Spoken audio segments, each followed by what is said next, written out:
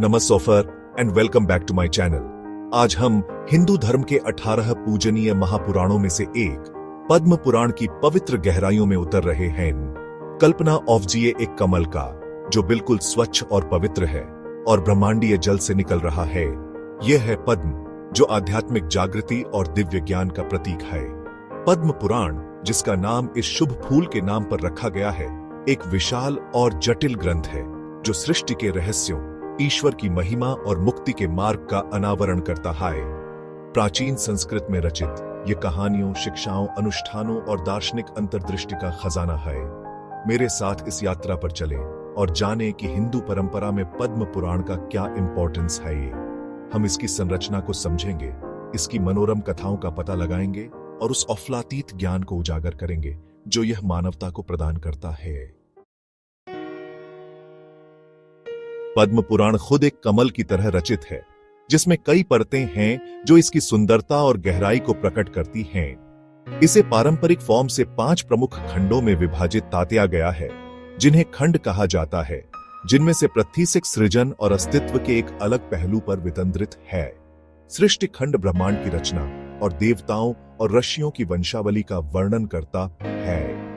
भूमि खंड पृथ्वी, उसके महाद्वीपों, नदियों और पवित्र तीर्थ स्थलों का वर्णन करता है। स्वर्ग खंड हमें देवताओं की कहानियों और धार्मिक औफर्यों के पुरस्कारों पर ध्यान विकेंद्रित करते हुए स्वर्गीय क्षेत्र में ले जाता है। पाताल खंड जीवन और मृत्यु के रहस्यों की खोज करते हुए निचली दुनिया में जाता है। अंत में उत्तर खंड शिक्षाओं की परिणति प्रदान करता है, जिसमें भक्ति, धर्म और मुक्ति के मार्ग पर जोर दिया गया है। ये 5 खंड कई उपखंडों और कहानियों के साथ जुड़े हुए हैं, जो आध्यात्मिक ज्ञान की एक समृद्ध चित्रावली तैयार करते हैं। पद्म पुराण मनोरम कथाओं का खजाना है, जो ईश्वर की महिमा और मानव अस्तित्व की जटिलताओं को जीवंत करता है। इसकी सबसे प्रसिद्ध कहानियों में भगवान विष्णु के अवतारों की कहानियां हैं, खासकर राम और कृष्ण की महाऔफव्य गाथाएं। पद्म पुराण में रामायण धर्म, रिलीजियसता और कर्तव्य के प्रति समर्पण के इंपॉर्टेंस पर जोर देती है। तुलसी विवाह की कहानी भगवान विष्णु और तुलसी के पौधे के विवाह, भक्ति के इंपॉर्टेंस और प्रकृति की पवित्रता पर प्रकाश डालती है।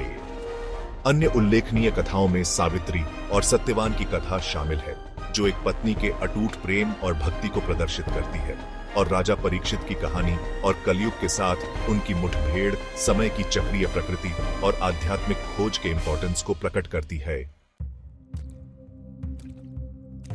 पद्म पुराण हिंदू परंपरा में अत्यधिक धार्मिक, सांस्कृतिक और ऐतिहासिक इंपॉर्टेंस रखता है।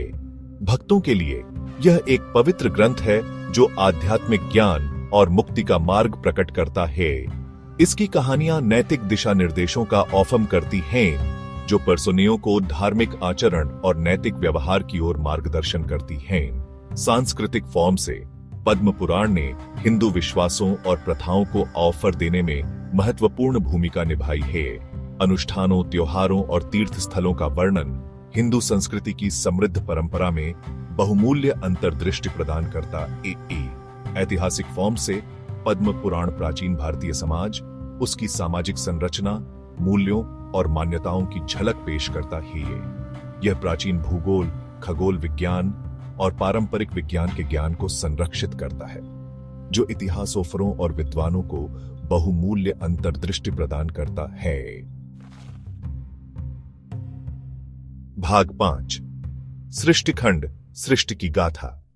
पद्म पुराण का पहला भाग सृष्टि खंड सृजन के विस्मयोफरी रहस्य में तल्लीन करता है। यह सर्वोच्च सत्ता भगवान विष्णु के वर्णन के साथ शुरू होता है, जो आदि सागर में ब्रह्मांडीय सर्प आदिशेष पर विश्राम कर रहे हैं।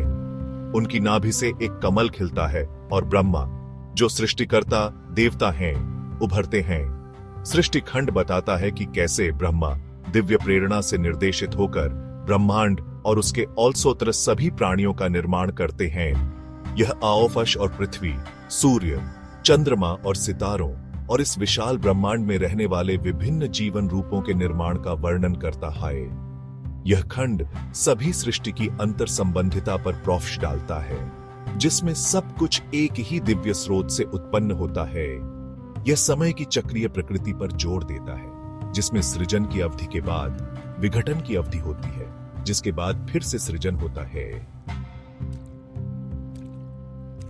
भाग 6 भूमिखंड, पृथ्वी और उसकी स्टोरीज। भूमिखंड अपना ध्यान पृथ्वी पर विकेंद्रित करता है, जिसमें उसके भूगोल, उसकी पवित्र नदियों और विभिन्न तीर्थ स्थलों से जुड़ी कहानियों का वर्णन है। यह प्राचीन भारत, उसके राज्यों, उसके लोगों और उनके जीवन के तरीके की एक विशद तस्वीर प्रस्तुत करता है। यह खंड पृथ्वी की पवित्रता पर जोर देता है, इसे न विथवल एक भौतिक ईओफे के फॉर्म में, बल्कि दिव्य ऊर्जा से ओतप्रोत एक बीइंग के फॉर्म में देखता है। यह तीर्थ यात्रा के इंपॉर्टेंस का वर्णन करता है, यह मानते हुए कि पवित्र स्थलों के दर्शन करने से आत्मा शुद्ध होती है और व्यक्ति ईश्वर के करीब आता है। भूमिखंड इन पवित्र स्थलों से जुड़ी कई कहानियों, भक्ति, बलिदान और दैवीय इंटरवेंशन की कहानियों का भी वर्णन करता है। ये कहानियां नैतिक पाठ के फॉर्म में ऑफम करती हैं, जो पर्सनियों को धार्मिक जीवन जीने और आध्यात्मिक मुक्ति की तलाश करने के लिए प्रेरित करती हैं। भाग 7 स्वर्ग खंड, स्वर्गीय लोक। स्वर्ग खंड हमें देवताओं के निवास स्थान, स्वर्गीय क्षेत्र में ले जाता है। यह इंद्र के दरबार की शोभा, अप्सराओं की सुंदरता और मृत्यु के बाद इस लोक को प्राप्त करने वालों द्वारा अनुभव दटे गए आनंद का वर्णन करता है। यह खंड धार्मिक ऑफरियों के पुरस्कारों पर प्रकाश डालता है, इस बात पर जोर देता है कि जो लोग पृथ्वी पर दोब्रोडेटेलनी जीवन जीते हैं, उन्हें मृत्यु के बाद स्वर्गीय आनंद से पुरस्कृत दिया जाता है। यह अवश्य प्राणियों की पदानुक्रम का भी वर्णन करता है, जिनमें से पृथ्वी से की ब्रह्मांडीय व्यवस्था बनाए रखने में अपनी भूमियों और जिम्मेदारियां हैं। स्वर्ग खंड सांसारिक जीवन की क्षणभंगुरता और आध्यात्मिक क्षेत्र में स्थायी सुख की तलाश के इंपॉर्टेंस की याद दिलाता है। भाग 8 कमल से सीख, पद्म पुराण में शिक्षाएं और उपाय। अपनी मनोरम कथाओं से परे पद्म पुराण आध्यात्मिक व्यूफ्स और भौतिक कल्याण के लिए शिक्षाओं और उपायों का खजाना प्रदान करता है। यह धर्म, धार्मिक आचरण और नैतिक व्यवहार के इंपॉर्टेंस पर जोर देता है, जो एक पूर्ण जीवन की नींव है।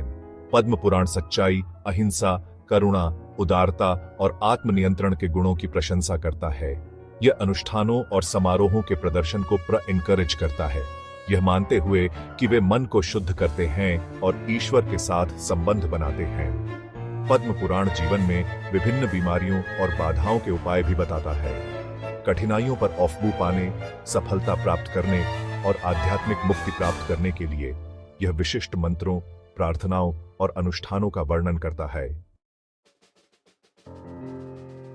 भाग 9 स्थायी विरासत, पद्म पुराण का प्रभाव और प्रासंगिकता।